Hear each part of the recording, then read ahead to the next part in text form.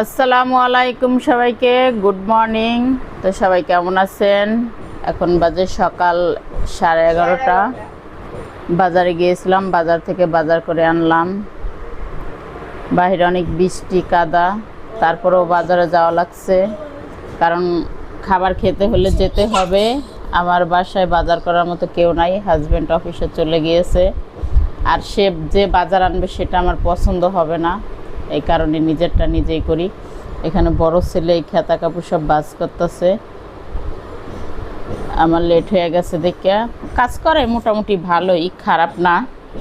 এই যে কাজ করতেছে, আর আইমান শুধু সারাদিন শুয়ে থাকে, আইমান কাজ কাম করে না। তো কি কি বাজার আনলাম দেখেন আপনারা,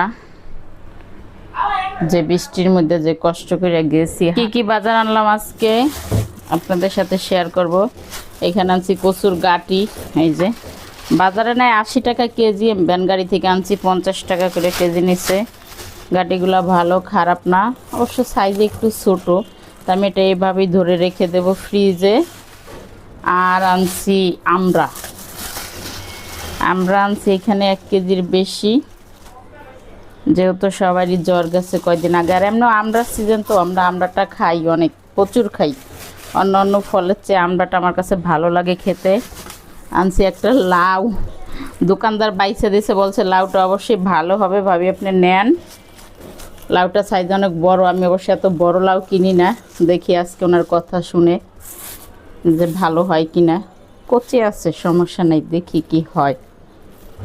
সাথে ধনিয়া পাতা, একসাথে একটু বেশি করে সবজি আনছি, কারণ প্রতিদিন বাজারে যাওয়া হয় না, শরীরটা তো ভালো নাই এই কারণে। তো এখন সবচেয়ে আমার ফেভারিট জিনিস যেটা, সেটা বের করব। এখানে হচ্ছে গরুর মাংস। দোকানদারের কাছে চাইছি 1.5 কেজি, দোকানদারে ধরাই দিয়েছে আমারে 3 কেজি।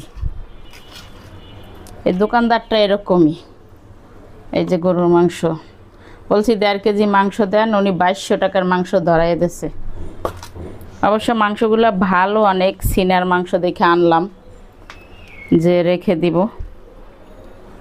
পরে খাবো। আসলে আমরা তো একসাথে আর 2200 টাকার মাংস খাওয়া সম্ভব না। খাই যখন মেহমান অতিথি আসে, সেটার হিসাব আলাদা, কিন্তু নিজেরা এত খাবো না। সাথে একটু কলিজা আনছি, কারণ আমরা হচ্ছি বড় লোক না, এটা হচ্ছে সত্য কথা। মধ্যবিত্তদের মানে হিসাব কিতাব করে খেতে হয়, এছাড়া আর কিছু করার নাই।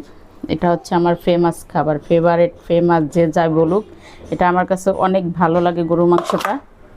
এটা একটু হলেই ভাত খাওয়া যায়, খেতে খেতে অভ্যাস হয়ে গেছে, এখন জিহ্বাটা গেছে বড় হইয়া।